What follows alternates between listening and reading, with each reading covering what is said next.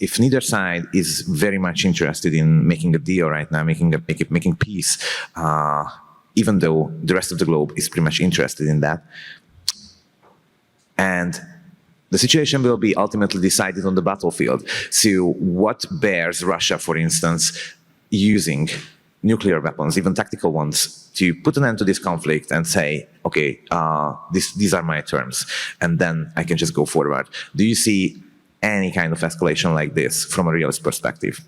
I think that it is extremely unlikely that Russia would use nuclear weapons unless it was losing on the battlefield. In the beginning of the war in 2022, I think that the United States thought that it could deliver a significant defeat to Russia and knock it out of the ranks of the great powers. In the year 2022, because the Russian army was then in poor shape, relatively poor shape, and the Ukrainian military was doing very well on the battlefield, we thought that we could defeat the Russians on the battlefield inside of Ukraine. That's number one.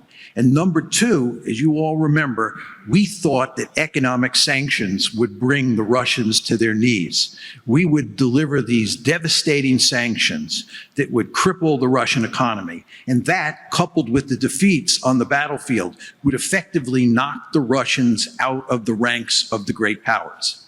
Had that happened, I think the Russians would have probably used nuclear weapons in Ukraine to rescue the situation. And you all want to remember that if Russia were to use nuclear weapons in Ukraine, it would not have to fear nuclear retaliation, because Ukraine has no nuclear weapons of its own, and there is no way the West would use its nuclear weapons to defend Ukraine. So in a situation where the Russians were backed into a corner, were facing a defeat that was going to knock them out of the ranks of the great powers, I think in that circumstances, it's highly likely they would turn to nuclear weapons. Now, the good news is that's not going to happen. And the reason is that the Russians are winning the war on the battlefield.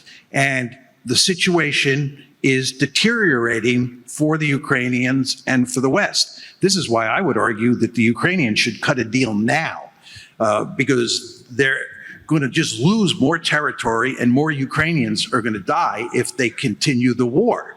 And the reason is that the Russians are winning. If you look at the balance of manpower, the balance of artillery, the balance of air power, it's manifestly clear that the Russians are in the driver's seat. And if you take into account the fact that President Trump wants to withdraw significant support for Ukraine, that means that Ukraine is going to lose its principal patron. And it was losing even when Joe Biden was in the White House. You can imagine how bad the situation is going to get if Donald Trump refuses to put more weaponry and more money into the Biden pipeline. So Ukraine is doomed. It's not like Ukraine is going to go down to decisive defeat. There's going to end up being a dysfunctional rump state. Ukraine is going to continue to exist, but it'll be a dysfunctional rump state. All of this is a long way of saying that given that the Russians are winning, there's no incentive for them to use nuclear weapons. And that is good news. But the fact that the Ukrainians are losing is obviously bad news from Ukraine's point of view. Professor, in one of your recent books, in the Liberal Delusion one, you said that liberal foreign policy is something that only very rich states can, allow themselves to have, and only for a shorter period of time. And you were referring to the United States. Do you see like a more realist turn in Europe, or this is something in your thinking that is inevitably coming? I think that the principal reason that European states have been able to pursue a liberal foreign policy, which I think is most clearly reflected in the European Union, was because of the presence of the American military in Europe. In other words, it was NATO that provided the underpinning of the European Union. One of the reasons almost all European leaders I have met since the Cold War ended in 1989 have been deeply committed to keeping the Americans in Europe is because they understand that the United States is the pacifier. This is the American pacifier. To put it in slightly different terms, NATO is the pacifier.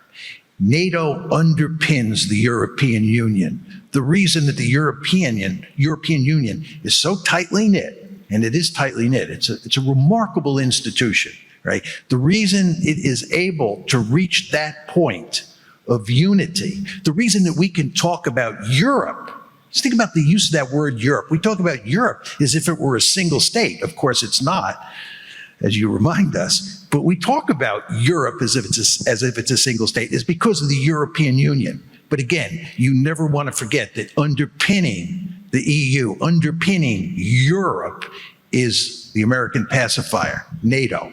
Now you have to ask yourself, where is the Trump administration headed with regard to the American commitment to Europe?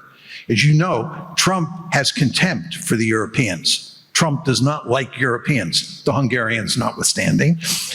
And Trump would like to greatly reduce the American military footprint in Europe, right? And I believe if Trump was free to act, he would put an end to the American commitment to NATO, right? And you also want to remember that the rise of China and the fact that China is a peer competitor creates the famous pivot to Asia. And you all know that if you pivot to someplace, you pivot away from another place. So pivoting to Asia means, in good part, pivoting from Europe. That has not happened yet because of the Ukraine war. But if that were to happen, if Trump gets his way and we greatly reduce the American commitment to Europe, the American footprint in Europe, and here we're talking about the military footprint, that will have significant consequences for the European Union and for that concept of Europe. And I think what's going to happen here over time is the Americans are going to reduce their presence in Europe. And I think you're going to see centrifugal forces that are already at play inside of Europe accelerate.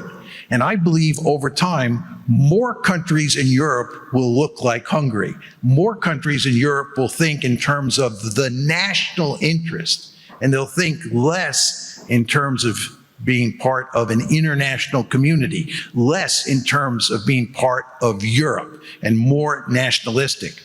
So my bottom line is, you do not want to underestimate the importance of the American military presence in Europe.